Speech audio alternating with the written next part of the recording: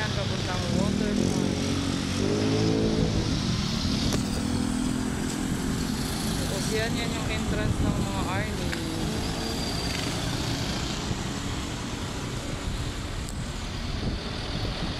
7-Eleven.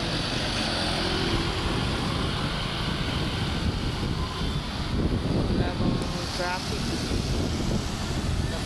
Galing sa sakyan.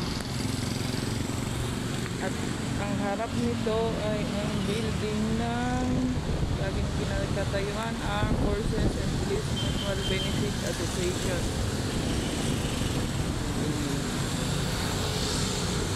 Mbay.